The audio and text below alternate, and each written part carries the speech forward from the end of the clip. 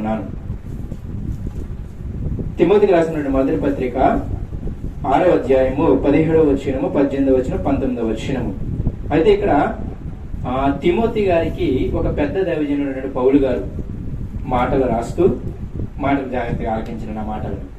ఈ మాటలు ఏ సందర్భంలో ఎవరితో మాట్లాడుతున్నారు, ఎవరితో మాట్లాడుతూ ఎవరితో చెప్పమంటున్నారో మనకు అర్థం అవ్వాలి.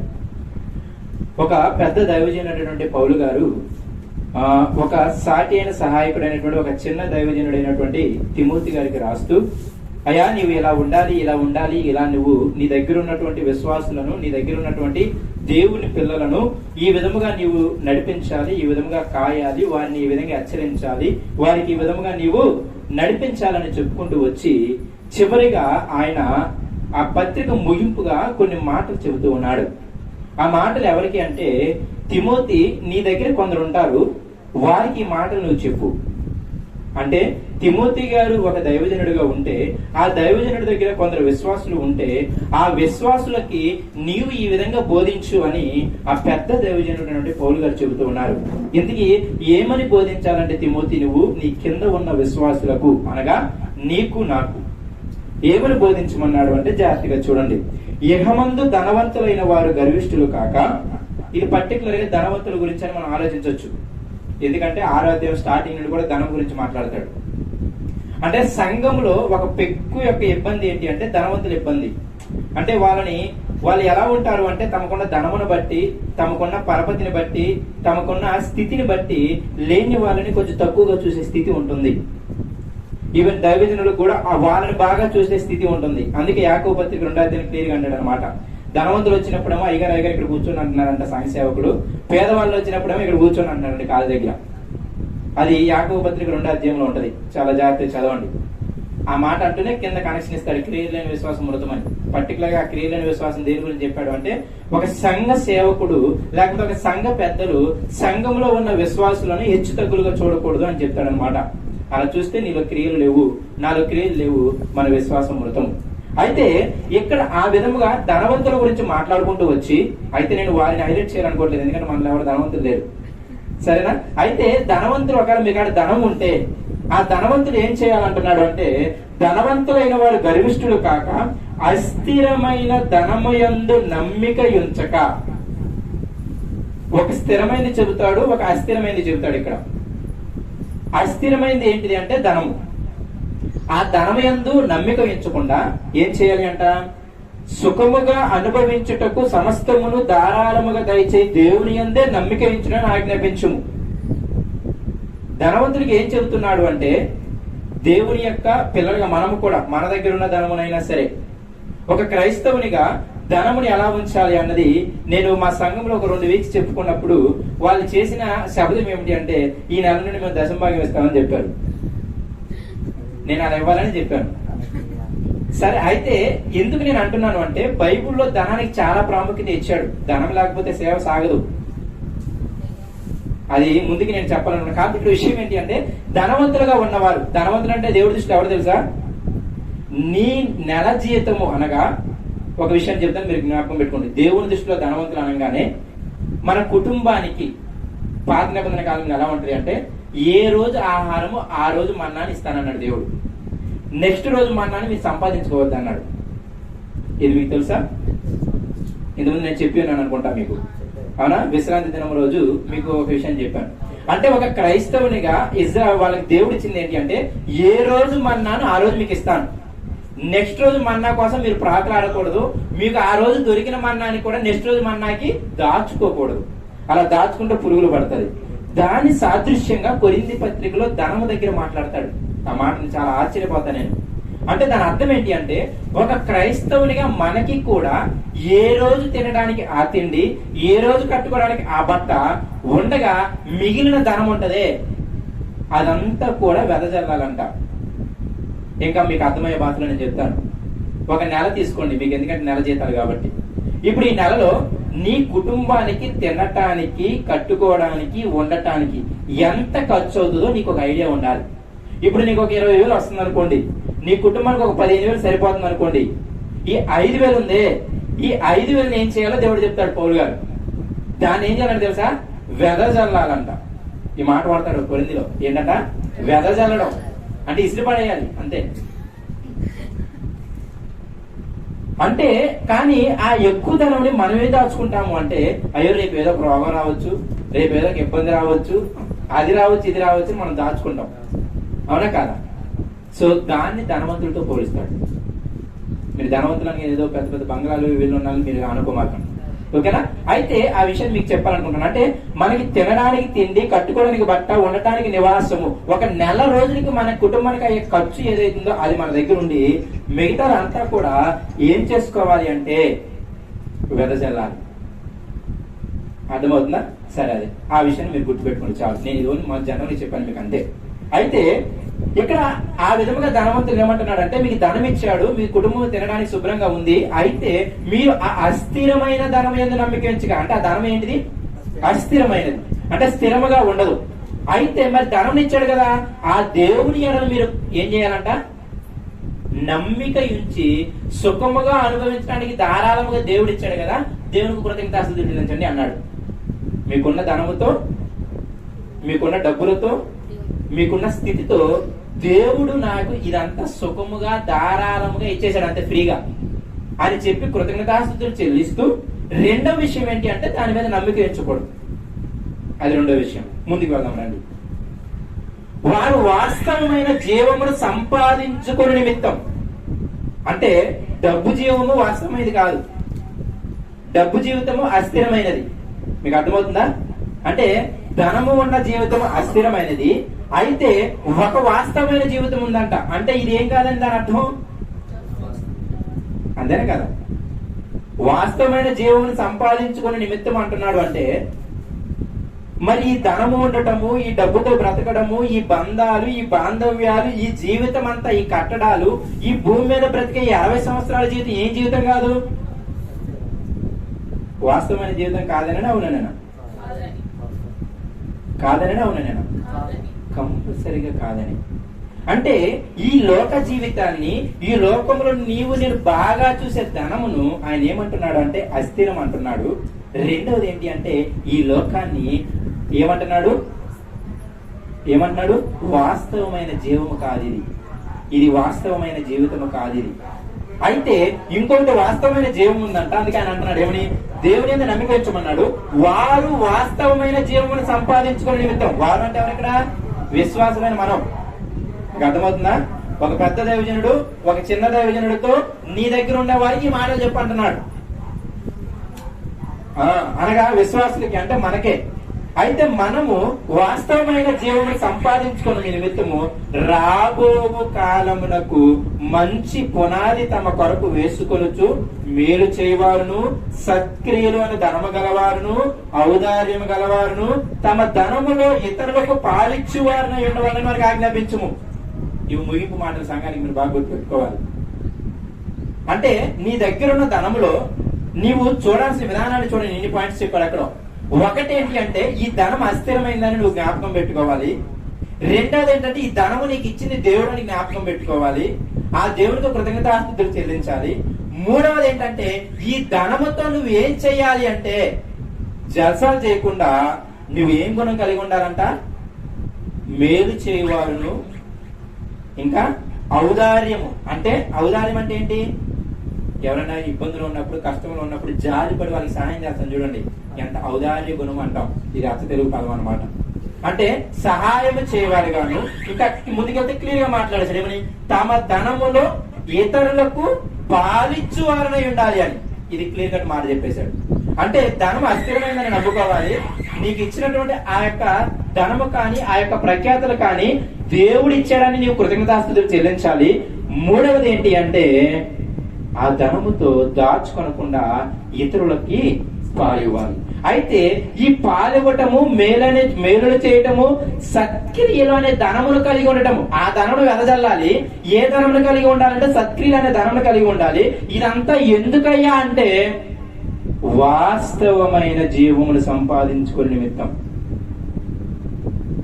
నేను రెండు విషయాలు మీకు చెప్పాలనుకుంటున్నాను. ఏంటిది అంటే వాస్తవమైన జీవితం ఒకటి ఉంది, అవాస్తవమైన జీవితం ఒకటి ఉంది. అయితే ఏది వాస్తవమైన జీవం అని ఆయన చెబుతున్నాడు అంటే ఈ భూమి మీదది వాస్తవమైన జీవితం కాదంట.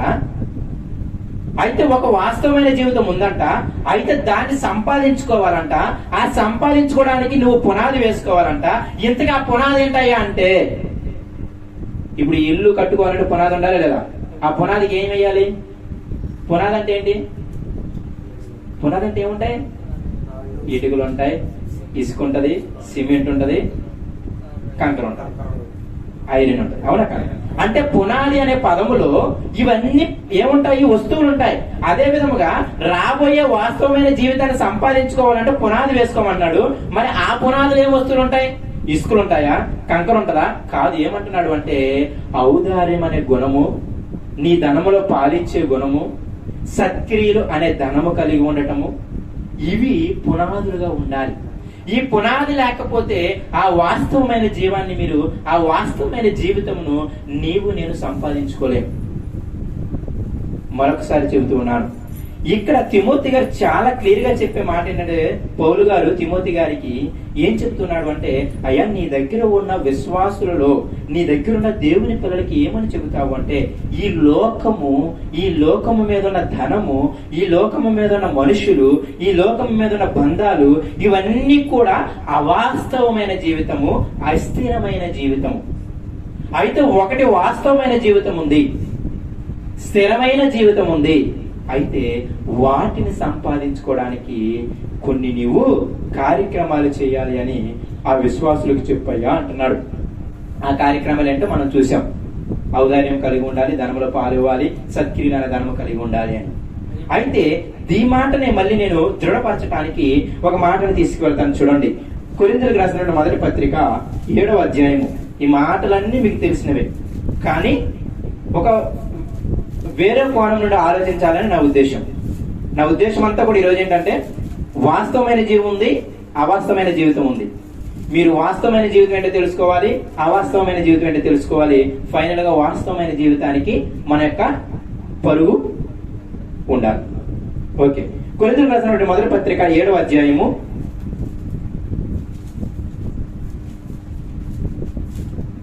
7వ అధ్యాయము అదంతా కూడా పెళ్లిళ్ళ గురించి రాస్తూ ఉంటాడు. అయితే ఆ సంఘంలో నేను ఎందుకు ప్రతిదీ కూడా ముందు చెబుతున్నాను అంటే, మీకు సందర్భం అర్థమైతేనే ఆ మాట అర్థమవుతుంది.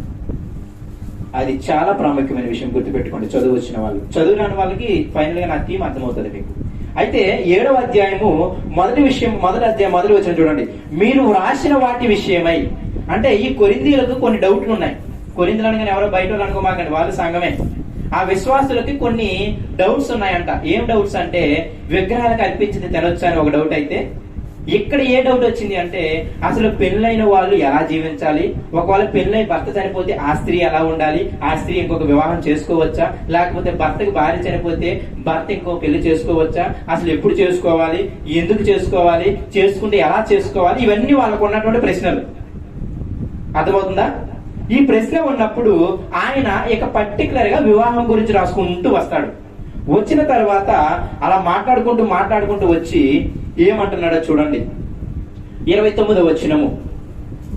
ఇలా వివాహం గురించి మాట్లాడుకుంటూ వస్తాడు.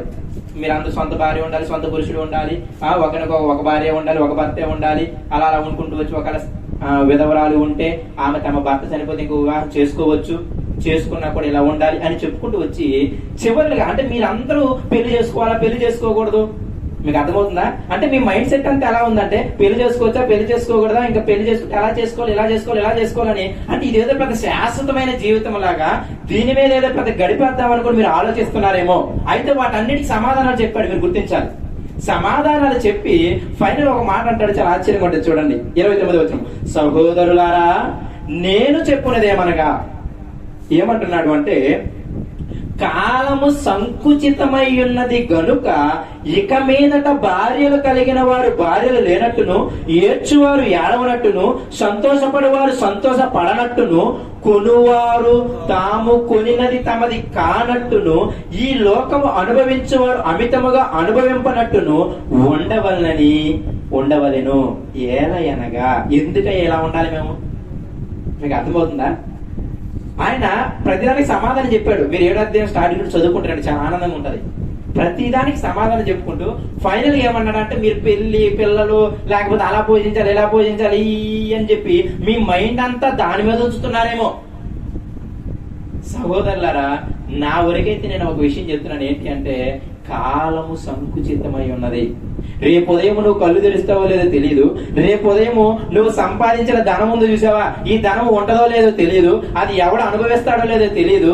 కాబట్టి ఆయన అనే ఉద్దేశం ఏంటంటే, మీ యొక్క ఆలోచనలన్నీ కూడా పిల్లలు లేకపోతే కుటుంబము లేకపోతే భర్త భార్య వీరి గురించి మీరు ఆలోచిస్తూ మీ ఆలోచనలన్నీ వీటి చుట్టూ తిరుగుతున్నాయి. నేను కాదనను కానీ తప్పు అని అనకనే, కానీ మీ ఉద్దేశం ఏమై ఉండాలి అంటే వాటిని ఎంత త్వరితముగా అంత త్వరితముగా చక్కబెట్టేసుకొని మీరేం చేయాలి అంటే, కాలము సంకుచితమై ఉన్నది. భార్యలు కలిగిన వారు భార్యలు లేనట్టంట, భర్తలు కలిగిన వారు భర్తలు లేనట్టంట, పిల్లలు కలిగిన వారు పిల్లలు లేనట్టంట, ఏడ్చువాడు ఏడవనట్టు. అంటే నాకు బాగా దుఃఖం ఉందయ్యా, నాకు చాలా బాధ ఉందయ్యా, మా కుటుంబంలో చాలా ఇబ్బందులు ఉన్నాయా, మా భర్త మారట్లేదు, మా భార్య మారట్లేదు, మా పిల్లలు మారట్లేదు అంటే, ఓరి నాయన ఎన్ని వదిలే ఆడు మాట తర్వాత సంగతి ముందు నువ్వు మారంటాడు ఆయన. అర్థమవుతుందా? వాడు మారలేదు, వీడు మారలేదు, వీడు మారలేదు అని ఇంట్లో ఏడవడం కాదు. ఇక్కడ విషయం ఏంటంటే, ఇప్పటికిప్పుడు యేసుక్రీస్తు వారు వస్తే నేను పరలోకమునికి ఎత్తబడతానని ఆలోచన కలిగి ఉండమంటున్నాడు. మీకు అర్థమవుతుందా? అందుకే ఆయన అంటాడు, చాలా క్లియర్ గా అంటాడు, వాడు వస్తాడు, వీడు వస్తాడు, వీడు రాకూడదు. ఇది దుఃఖించడము, దీని గురించి ప్రార్థన చేయడము తప్పు అని ఆయన అనట్లేదు. ఇక్కడ విషయం ఏంటి అంటే, ఏడ్చేవారని మాట ఎందుకు వాడాడు అంటే, వాళ్ళ కుటుంబంలో ఉన్న శోధనలను బట్టి, వాళ్ళ కుటుంబంలో ఇబ్బందులను బట్టి నీవు నేను ఏడ్చొచ్చు. ఏడ్చిన మనము దేవుళ్ళో కొంచెం తక్కువైపోతాము. సన్నిధానానికి ఎందుకు రాలేదంటే, మా ఆయన ఇప్పుడే వచ్చాడు అంటారు ఒకరు, లేకపోతే ఇంకోటి ఏదో అంటారు ఇంకొకరు. అంటే ఇక్కడ విషయం ఏంటి అంటే, మీకు అర్థమవుతుందో లేదో, వాళ్ళు రావట్లేదని వీళ్ళ భక్తి జీవితాన్ని ఆపేసుకుంటున్నారు. అది చాలా డేంజర్ ఇష్యూ. యేసుక్రీస్తు అని నేను ఎప్పుడు మీకు అందుకే కోట్ చేస్తాను. వాళ్ళ తమ్ముళ్ళు రాలేదు, వాళ్ళ అక్కలు, వాళ్ళ చెల్లెలు రాలేదు, వాళ్ళ నాన్న రాలేదు, ఎవరు రాకపోయినా సరే ఆయన పరిగెత్తాడు.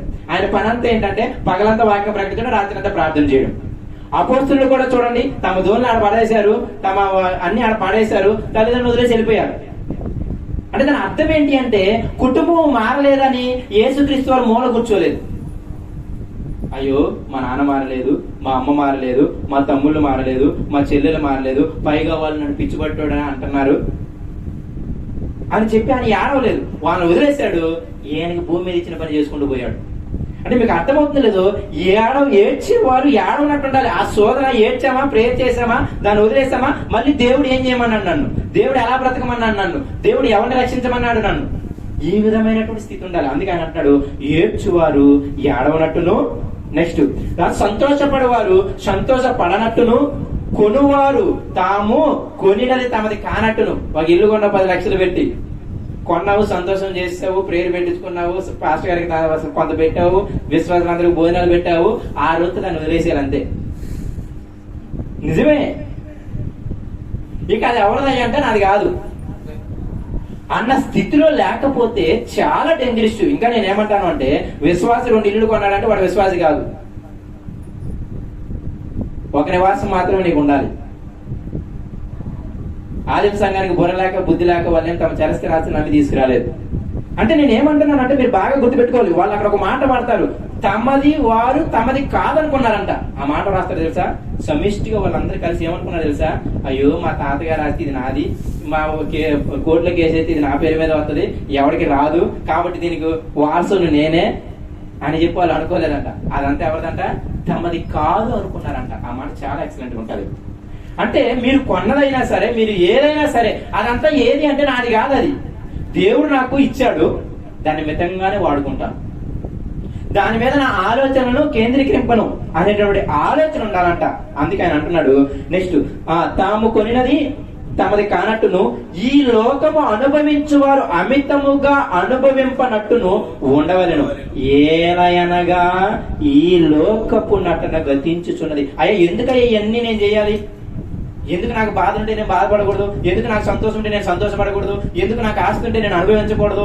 ఎందుకు ఈ లోకం నాకు విస్తారం ఉంది, నాకు ఇక లేనట్టు నేను అనుభవించినట్టు ఎందుకు ఉండాలా అంటే, ఆయన ఫైనల్ గా ఒక మాట కొట్టేశాడు. ఏంటి అంటే, అరే నాయన, ఈ లోకపు నటన గతించుచున్నది.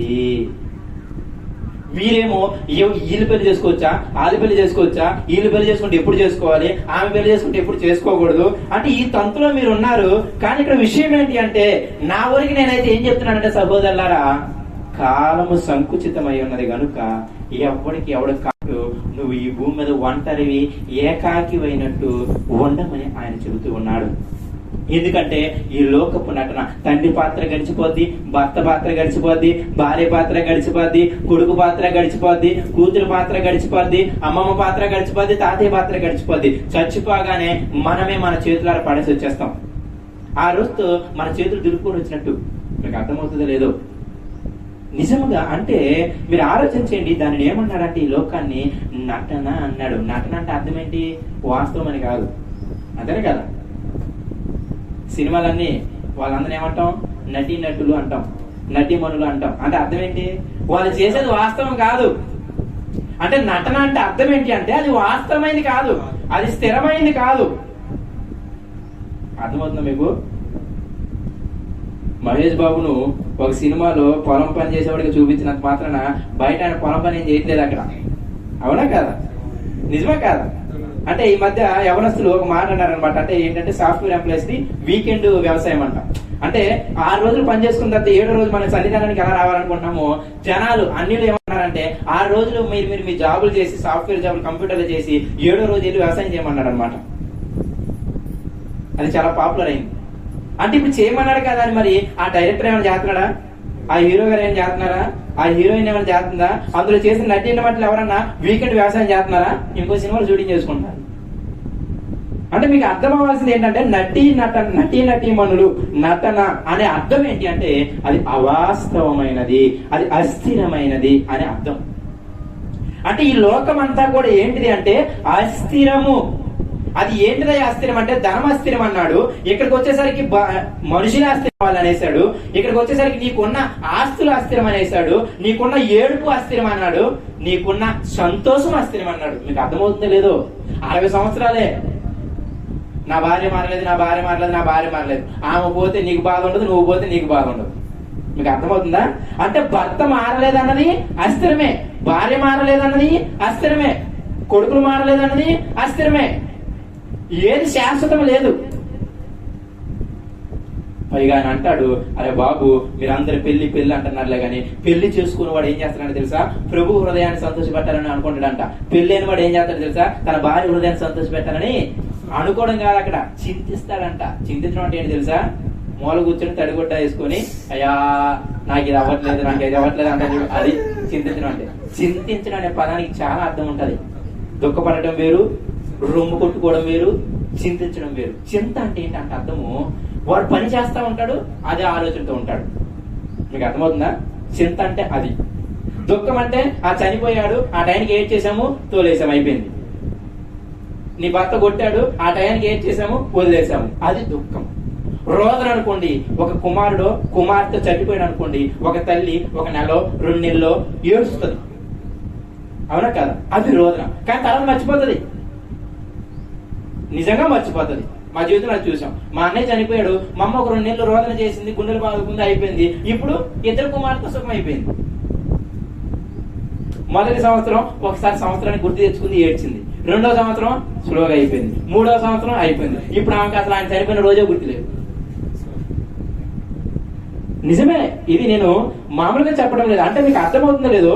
మీరు అనుకున్న ధనము, మీరు అనుకున్న బాధ, మీరు అనుకున్న సంతోషము, మీరు సంపాదించిన ఆస్తి, మీరు అనుభవించిన ఈ జీవితము, ఈ పాపపు జీవితం, ఇదంతా కూడా ఏంటిది అంటున్నాడంటే ఆయన? అస్థిరము, అవాస్తవము, నటన అంటున్నాడు. కానీ వాస్తవమైన జీవం ఒకటి ఉందంట, వాస్తవమైన జీవితం ఒకటి ఉందంట. దానికి మనల్ని సంపాదించుకోమంటున్నాడు, దానిని మనల్ని పునాది వేసుకోమంటున్నాడు. మీకు అర్థమవుతుందా? నిజంగా ప్రియమైన దేవుడి పిల్లరా, ఈ విషయము అర్థమైపోయింది కాబట్టే పౌలు గారు ఏం చేస్తున్నారో చూడండి. అపోస్తుల కార్యములు దానికంటే ముందుగా రోమపత్రిక వెళ్ళండి. ఆ విషయం చెప్పి నేను అపోస్తుల కార్యములకు వచ్చాను. రోమపత్రిక 8వ అధ్యాయం రండి.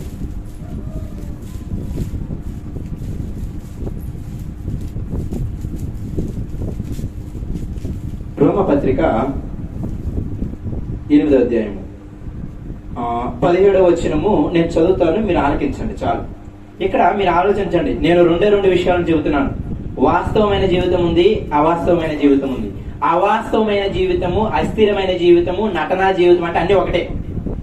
అవి ఏంటి అంటే, ఒకటి ధనం అస్థిరము, నీ బాధలు అస్థిరము, నీ యొక్క సంతోషం అస్థిరము, నీ యొక్క ఆస్తిపాస్తులు అన్ని అస్థిరము, నీ యొక్క భర్త అస్థిరము, నీ బంధువులందరూ అస్థిరమైన వాళ్ళే. అదంతా కూడా అవాస్తవమైన జీవితం. అయితే వాస్తవమైన జీవితం ఒకటి ఉంది. అదేంటిది అంటే పరలోకము. మీకు అర్థమవుతుందో లేదో? ఆ వాస్తవమైన జీవితం పరలోకం అంట.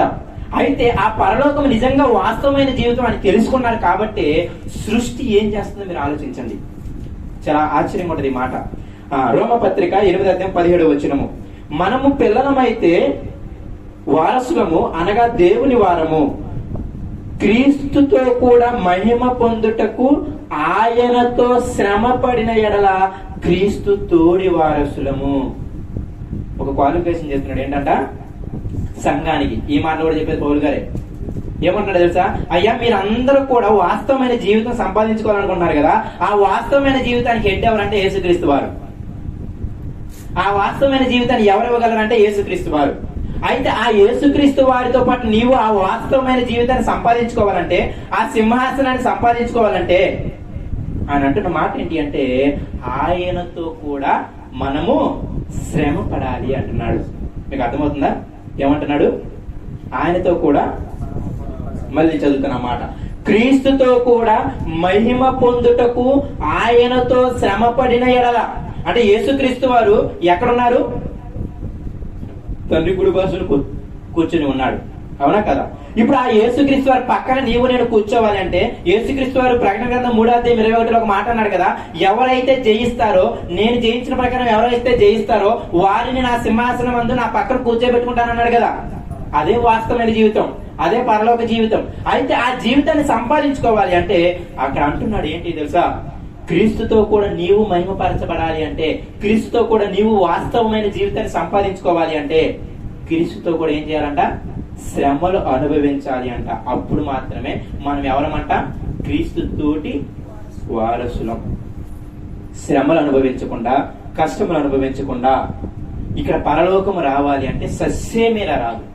ఇక్కడ శ్రమలు అన్నటి వాటిని నేను మళ్ళీ ఎక్స్ప్లెయిన్ చేయాలనుకోవట్లేదులే, కానీ శ్రమలని మీకు తెలిసి ఇంకొకసారి నేను ఎప్పుడైనా చెప్తాను. అయితే ఇక్కడ నేను ఉద్దేశం ఏంటంటే, వాస్తవమైన జీవితాన్ని సంపాదించుకోవడానికి ప్రయాసపడాలని చెప్పడం నా ఉద్దేశం. అయితే ఈ వాస్తవమైన జీవితము ఎంత గొప్పదో మీకు అర్థమవ్వాలి. అర్థమవుతుందా? ఈ పరలోకం అన్నది ఎంత గొప్పదో మనకు అర్థమవ్వగలగాలి. గొప్పదని తెలిసినప్పుడే మనం దానికోసం ప్రాకులాడగలం. అంతేనే కదా? అది గొప్పదని తెలియనప్పుడు దానికోసం ఎవడో ప్రాకులాడు. అవునా కదా? బంగారం ఉందనుకోండి, అక్కడ ముసలం కూడా లేచి ఓపిక తెచ్చుకొని మరి పరిగెడతాం. అక్కడ ఒక మట్టి గట్టు ఉందనుకోండి, ఎవరొచ్చు కూడా పడుకొని ఉంటాడు ఎందుకు వచ్చిన బాగా. అంటే దాని అర్థం ఏంటి? అది విలువైంది, ఇది విలువ లేనిదని అర్థమైంది కాబట్టి, విలువైందని తెలిసింది కాబట్టి నువ్వు పరుగులు పెడుతున్నావు. విలువ కానిదని తెలిస్తే పరుగులు కూడా పెట్టావు. అదే విధంగా ఇప్పుడు ఎందుకు పరలోకం కోసం పరుగులు పెట్టట్లేదంటే విశ్వాసం నేను అంటాను చాలా క్లియర్గా అనగలను. ఎందుకు నరకం అంటే భయపడట్లేదని నేను అంటాను, వాళ్ళకి నరకం యొక్క బాధ అర్థం అవ్వలేదు, పరలోకం యొక్క గొప్పతనం అర్థం అవ్వలేదు. నిజంగా పరలోకం యొక్క గొప్పతనం అర్థమైతే వారు పరలోకం కోసం పరుగులెట్టకుండా ఉండలేరు. పరలోకం ఎంత గొప్పదైనది నేను చెప్పాలనుకోవట్లేదు, అంటే నేను అది ఇంకొకసారి ఎప్పుడైనా చెబుతాను. కానీ అయితే వాస్తవమైన జీవితాన్ని సంపాదించడం కోసం ఎంత కష్టపడుతుందో ప్రకృతి మీరు చూస్తాను. చూడండి ఏమంటుందో చూడండి ప్రకృతి. 18వ వచనము, మన ఎడల ప్రత్యక్షము కాబోవు మహిమ ఎదుట ఇప్పటి కాలపు శ్రమలు ఎన్న తగినవి కావని ఎంచుచున్నాను. ఏంటంట? మన ఎదుట ప్రత్యక్షమయ్యే మహిమ ఉందే, అంటే పరలోకం ఉందే, యేసుక్రీస్తు రెండో రాకల్లో వస్తారే, అప్పుడు వచ్చి మనల్ని తీసుకెళ్తారు చూసారా, ఆ మహిమ ఎదుటంట, ఆ పరలోకం ఎదుటంట ఇప్పుడు వచ్చే శ్రమలు ఉన్నాయే, నీ భర్త మారలేదు, నీ భార్య మారలేదు, నీకు ధనం లేదు, నీకు ఆకలితో చచ్చిపోతున్నావో, లేకపోతే నీకు ఆరోగ్య సమస్య, ఏ సమస్యతో బాధపడుతున్నావే, ఇవన్నీ కూడా ఎటువంటివి కాదంట, ఎన్న తగినవి కావంట. మీకు అర్థం అవ్వాలి ప్రేమని దేవుని పిల్లరా. ఏంటి ఎంత బాధ, ఎంత కష్టము, భర్త లేకుండా ఒక స్త్రీ బ్రతుకుతుందంటే ఎంత శ్రమ అది. అర్థమవుతుందా? ఒక భర్త లేకుండా, ఒక యజమానుడు లేకుండా ఒక స్త్రీ బ్రతకడం చేసి ఆసమాస విషయం కాదు. కానీ ఆ శ్రమని కూడా ఆయన ఏమంటున్నాడంటే ఆ పరలోకమందు ఎన్నదగినది కాదంటున్నాడు. అంటే ఆ పరలోకానికి ఇది ఈక్వల్ కాదు. అంటే మీకు పరలోకం ఎంత గొప్పదో అర్థం అవ్వాలి ప్రియమైన దేవుని పిల్లరా. వాస్తవమైన జీవితం ఎంత గొప్పదో మనకు అర్థం అవ్వాలి. ఏంటి ఈ భూమి మీద పడుతున్న శ్రమలు ఉన్నాయే, ఏ శ్రమను నువ్వు తీసుకో, ఎంత పెద్ద శ్రమను నువ్వు తీసుకో, నేను క్లియర్ గా చెబుతూ ఉన్నాను, మనం అనుభవించకపోతే శ్రమలు, కానీ నువ్వు ఎంత పెద్ద శ్రమను తీసుకో, ఈ శ్రమలన్నీ కూడా ఆ పరలోకము ముందు, ఆ వాస్తవమైన జీవితం ముందు అసలు ఆఫ్టర్ ఆల్ అంట. మళ్ళీ మాట చదువుతాను, మీకు కావాలని చూడండి. మన ఎడల ప్రత్యక్షము కాబోవు మహిమ ఎదుట, అనగా పరలోకం ఎదుట ఎప్పటి కాలపు శ్రమలు ఎన్న తగినవి కావనేచుచున్నాను. సంఘం శ్రమలు గుండా వెళ్తుంది, రోమ సంఘం. ఆ శ్రమల గురించి చెప్పుకుంటూనే వస్తున్నాడు 8వ అధ్యాయం నుండి. ఆత్మ మీకు సాయం చేస్తారా బాబు, మీరేదో శ్రమలను బాధపడుతున్నారేమో అని చెప్పుకుంటూ వచ్చి ఇప్పుడు ఏమన్నాడు తెలుసా? అబ్బో నాకైతే పెద్ద శ్రమ వచ్చేసింది, నాకైతే పెద్ద విపత్తు వచ్చేసింది. ఆ యోబుతో పోల్చుకున్న శ్రమ పోల్చుకుంటే అసలు మన శ్రమలే కావు. కానీ ఆ యోబు లాంటి శ్రమ వచ్చినా నీకు అనగా ఏంటి తెలుసా? తప్పు అనుకోద్దు ఎవరు, అర్థమవుతుందా? ఇప్పుడు సపోజ్ నాకే ఉన్నారు, మా అమ్మ నాన్న చనిపోయారు, మా అన్నయ్య చనిపోయాడు, నా భార్య చనిపోయింది, నా పిల్లలు చనిపోయారు, అన్ని సవాలు అక్కడ ఉన్నాయి. ఇప్పుడు నేనేమనాలంటే ఈ శ్రమ కూడా ఆ వాస్తవమైన జీవితం ముందు, ఆ పరలోకం యొక్క జీవితం ముందు ఇది కూడా సరితూగదు. అంత దృక్పథం లేకపోతే మనము నిజంగా దానికోసం పరిగెత్తలేం. మీకు అర్థమవుతుందా? నేను అదే అంటున్నాను, మీకు ఎటువంటి శ్రమ ఉన్నా సరే, ఒక్కొక్కడు ఒక్కొక్క శ్రమ, ఏ శ్రమను తీసుకో, లేకపోతే భూలోకం మొత్తం మీద ఉన్న మనిషిని ఎటువంటి శ్రమలైతే వేలతున్నాయో ఆ శ్రమలన్నీ కూడా పరలోకం యొక్క కాలి గోటికి కూడా సరిపోవట. మీకు అర్థమవుతుందా? పరలోకము ఎంత గొప్పదో, వాస్తవమైన జీవితము ఎంత గొప్పదో మీకు అర్థం అవ్వాలి. దానికి ఎగ్జాంపుల్ ఒక మాట చెబుతున్నాడు చూడండి కిందగా. ఇంత గొప్పదని అని చెప్పి ఒక ఎగ్జాంపుల్ చదువుతున్నాడు. ఏంటంటే ఆ ఎగ్జాంపుల్, దేవుని కుమారుల ప్రత్యక్షత కొరకు సృష్టి మిగుల ఆశతో తేరు చూచుచు కనిపెట్టుచున్నది. ఏలయనగా సృష్టి నాశనమునకు లోనైన దాస్యం నుండి విడిపింపబడి దేవుని పిల్లలు పొందబో మహిమ గల స్వాతంత్రము పొందునను నిరీక్షణ గలదై స్వేచ్ఛగా కాక దాని లోపరిచిన వాని మూలముగా వ్యర్థపరచబడిను. సృష్టి యావత్తు కూడా ఇది వరకు ఏకగ్రీవముగా మూలుగుచ్చు ప్రసవ వేదన పడుచున్నదని ఎరుగుదము. ఈ సృష్టి అంతా కూడా బాధపడుతుందంట. ఎందుకంటే తెలుసా? అది కూడా ఆ పరలోకం పొందుకోవడానికి. మీకు ఒక ఆశ్చర్యకరమైన విషయం చెప్తాను, చాలా జాగ్రత్తగా వినండి. సృష్టి అంతా కూడా ఏడ్పుతోనూ రోదనముతోనూ ప్రసవ వేదనతోనూ ఇటువంటి దౌర్భాగ్యం నేను ఎలా మోస్తున్నానని చెప్పి ఏడుస్తూ, కానీ దానికి ఒక నిరీక్షణ ఉందంటే ఏంటంటే తెలుసా? అంటే అంత శ్రమ పడుతుంది అది. ఒక్కొక్కడు మామూలుడు కాదు, భూమి మీద ఉన్నాడు. మీకు తెలుసు ఆ విషయాన్ని, నేను చూస్తున్నాను. మీకు అర్థమవుతుందా? ప్రపంచంలో ఉన్న మనుషులందరూ మైండ్ సెట్ చూసుకోండి, ఒకడొక సైకో, అవునా? అలాంటి మైండ్ సెట్ ఒక్కొక్కటి చూసుకోండి. ఒకడేమో వ్యభిచారి, ఒకడేమో దొంగ, ఒకడేమో కుతంత్రాలు కలిగిన వాడు, ఒకడేమో మోసం చేసేవాడు, ఒకడేమో తల్లిదండ్రులు సరిగ్గా చూడని వాడు, ఇంకొకడేమో ఒక సైకో, వాడు ఒకటి చంపితే కానీ నీకు ఆనందం రాదు. అంటే ఇటువంటి ఎంతమంది మనుషులను ఎవరు మోస్తున్నారు? ఈ భూమి. అంటే మీకు అర్థమవుతుందో లేదో, ఈ భూమికి వచ్చిన శ్రమ పోల్చుకుంటే మనకు వచ్చిన శ్రమ ఆఫ్టర్ ఆల్ అన్నమాట. అంటే ఈ సృష్టి అంతా కూడా ఏం చేస్తుందంటే అక్కడ చూడండి, ప్రసవ వేదన మూలుగుతూ ఏడుస్తుందంట. కానీ ఎన్ని వేల సంవత్సరాలు ఏడుస్తుంది ఈ సృష్టి? సుమారుగా 5,000 సంవత్సరాలు. ఈ విషయాన్ని మీరు బాగా గుర్తుపెట్టుకోవాలి. ఎన్ని సంవత్సరాలు? ఆదాము భూమి మీదకి పుట్టి ఇప్పటికి ఎన్ని సంవత్సరాలు అంటే సుమారుగా 5,000 సంవత్సరాలు. అప్పటి నుండి ఎదవలు పుడతానే ఉన్నారు, భూమిని నాశనం చేస్తానే ఉన్నారు. అసలు ఆదిమ రోజుల్లోనే ఎటువంటి అంట, బాలుల సైతము వృద్ధుల సైతము ఏం చేస్తున్నారు? లోతు దగ్గరికి వచ్చి, మీ దగ్గరికి వచ్చిన దేవదూతలను పంపండి, మేము వాళ్ళని వ్యభిచరిస్తామంటున్నారు. ఎవరో? బాలురు, కట్టితో నడిచే ముసలోళ్ళు కూడా. అంటే ఎంతో దౌర్భాగ్యమైన స్థితి. మీరు ఆలోచన చేయండి. అటువంటి స్థితి ఎప్పటికన్నా కూడా చూడండి మీరు చూస్తే. అర్థమవుతుందా? అంటే ఒక ఇంటికి వచ్చిన మనుషులను అనుభవించడానికి, ఇప్పుడు ఇంటికి ఎవరైనా మనుషులు వచ్చారనుకోండి, వాళ్ళని అనుభవించడానికి ఇప్పుడు ఊర్లో ఉన్న పిల్లలు, వృద్ధులు అందరూ వచ్చేసి మీ ఇంట్లో, మన ఇంటి ముందు పడి మీ ఇంట్లో ఉన్న వాళ్ళని పంపించండి మేము విచారణ చేస్తారంటే అసలు ఎంత దౌర్భాగ్యమైన ఊరు అది. అటువంటి జనాలు అప్పుడు ఉన్నారు. మీకు అర్థమవుతుందా నేను ఎందుకు ఇదంతా చెబుతున్నాను అంటే, సృష్టి ఎప్పటి నుండి బాధపడుతుందో తెలుసా? సృష్టి ఎప్పటి నుండి శ్రమ పడుతుందో తెలుసా? ఎప్పటి నుండి? సుమారుగా 5000 సంవత్సరాల నుండి ఎప్పటికీ అది ఏడుస్తూనే ఉంది, శ్రమ పడుతూనే ఉంది, ప్రసవ వేదన పడుతూనే ఉంది. కానీ దానికి ఒక నిరీక్షణ ఉంది. ఏంటంటే తెలుసా? ఇదంతా కూడా అశాశ్వతమైనది.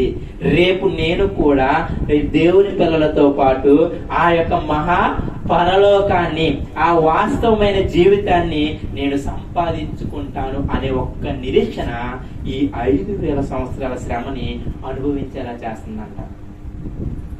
అర్థమవుతుందా? సృష్టి అంతా కూడా ఎందుకు అది అంతలా ఆలోచిస్తుందంటే, నిజంగా సృష్టి ఇలా ఉంటుందంట. పాత నిబంధనలో 8 ఎక్కడ రాస్తాడు, ఈ దూలం అంటదంట. ఇంతకుముందు ఇంటికి దూలాలు ఉంటాయి కదా, ఆ దూలం అంటదంట. ఏమంటదంట తెలుసా? ప్రభు నువ్వు ఒక్కసారి తప్పుకో, వీళ్ళందరి మీద పడి వాళ్ళని చంపేస్తానంటది. ఎందుకు అంటే సంఘములో విశ్వాసులు కూడా, మీకు అర్థమవడానికి ఇంకో విషయం చెప్తాను చూడండి. ఇప్పుడు విశ్వాసులు ఇలా ఉన్నావా, వింటున్నాము. ఇలా వింటున్నప్పుడు ఇప్పుడు ఈ గోడలు, ఈ రేపులు ఇవన్నీ కూడా ఏమంటాయి అంటే, ప్రభు నువ్వు ఒక ఆజ్ఞవు ఇక్కడే కూలిపోయి వీళ్ళందరూ చంపేస్తానంటదంట. ఎందుకు?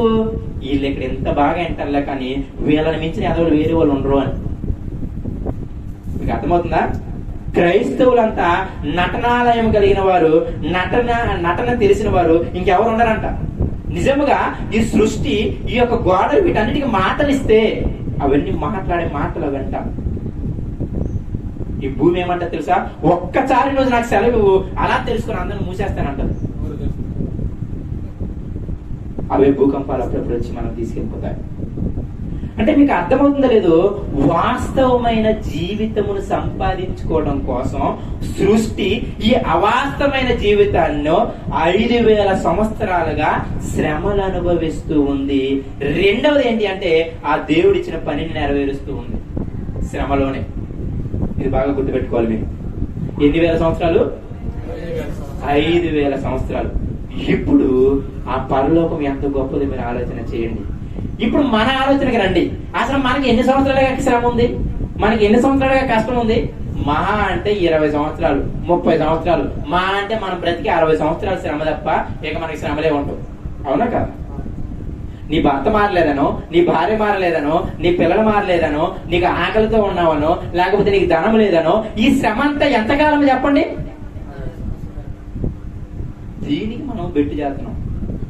సృష్టి 5000 సంవత్సరాలు, ఇది అశాశ్వతమైన జీవితం రా. ఒక ఏడ్చామో వదిలేద్దాము దేవుని దగ్గర ఏడ్చి, మళ్ళీ దేవుడు మనకేమో పని ఇచ్చాడు? గాలికి నాకు పని ఇచ్చాడు కదా, వాళ్ళని ఏం చేయాలి? ఊపిరితో నింపాలి.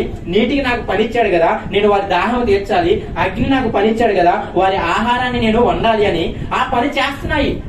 ఎక్కడన్నా మారుతున్నాయా? వాటి కోపం వచ్చినప్పుడు కొందరు కాలు చేస్తున్నాయి, కొందరు మింగి వేస్తున్నాయి. అది దేవుడు చెప్పినప్పుడే, మరి ఏడు స్వతహా ఏం లేదు. అంటే మీరు చూడండి, శ్రమను అనుభవిస్తూ కూడా వాటి శ్రమలన్నింటినీ వదిలేసుకొని ఆ నిరీక్షణ, అంటే ఆ పరలోకం నాకుంది, ఇది అశాశ్వతమైంది, ఇది పెద్ద జీవితం కాదు, మా అంటే కొన్ని సంవత్సరాలు ఉండేది అని చెప్పేది అనుకుంటూ ఆ వాస్తవమైన ఆ పరలోకం కోసం ఎదురు చూస్తూ 1000 సంవత్సరాలుగా శ్రమ పడుతూ, రెండవది ఆ 1000 సంవత్సరాలుగా దేవుని పని చేస్తూ ఉన్నాయి. మనం ఎంతకాలం చెప్పండి? నీకు నాకు ఎన్ని సంవత్సరాలకి శ్రమలు వస్తున్నాయి, ఎన్ని సంవత్సరాలకి పెద్ద శ్రమలు ఉన్నాయి చెప్పండి. నిజంగా చెబుతున్నాను ప్రియమైన దేవుని పిల్లలారా, అందుకే ఆయన అన్న మాట, ఆ లోకముతో పోల్చుకుంటే ఈ లోకం మీద ఉన్న శ్రమలు ఎన్న తగినవి కాదు అని చెప్పి ఎగ్జాంపుల్ ఏం చెబుతున్నాడు తెలుసా? అరే బాబు, 5000 సంవత్సరాలుగా భూమి మూసుకుని అనుభవిస్తుంది, నీవు నేను ఎంతటోళ్ళమని అని అంటున్నాడు. చాలా తెలివి కలిగిన మాటలు పౌలు గారివి. కరెక్ట్ గా మీరు చదవగలిగితే సంఘాన్ని ఒక వేళ తీసుకొస్తాడు. అయ్యో సంఘం అంతా కూడా మాకే శ్రమలు వస్తున్నాయి, మాకే ఇబ్బందులు వస్తున్నాయి, మాకే వచ్చి పడుతున్నాయి, మేము దేవుని నమ్ముకున్నాం కదా, మాకు సంతోషం లేదని అంటూ ఉంటే ఆయన చాలా క్లియర్ గా చెప్పుకుంటూ వస్తున్నాడు. అరే నాయన, యేసుక్రీస్తు వారు కూడా దేవుని నమ్ముకున్నవాడు, ఆయనే దేవుడు, ఆయనకే శ్రమలు వచ్చినాయి, నీవు నేను అంతటి వారము. శ్రమలను అనుభవిస్తేనే ఆయనతో పాటు మనము కూడా మహిమపరచగలము. క్రీస్తుతో కూడా శ్రమలు అనుభవిస్తూనే మనము క్రీస్తు తోడి వారసులము అని చెప్పి నెక్స్ట్ అంటున్నాడు, అరే సృష్టి కూడా ఏం చేస్తుందంటే శ్రమలు అనుభవిస్తుంది.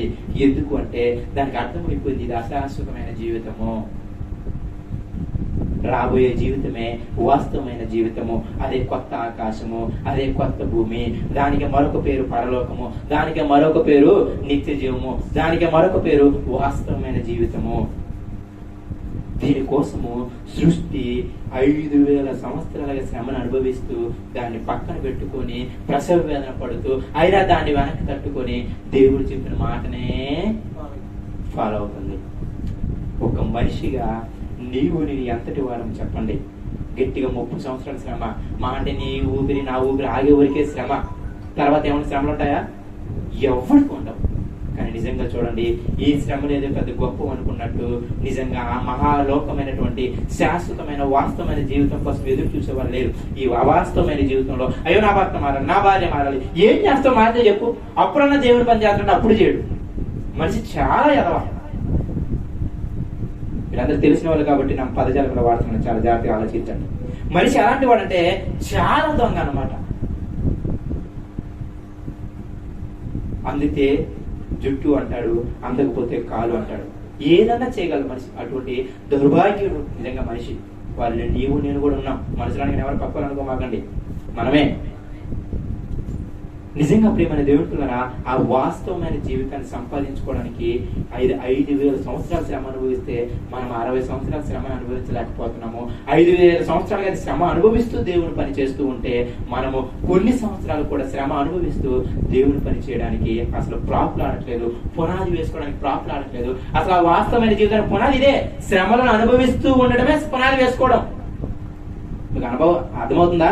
వాస్తవమైన జీవనం సంపాదించుకొని నిమిత్తం ఏం చేసుకోమన్నాడు? అక్కడ పునాది వేసుకోమన్నాడు.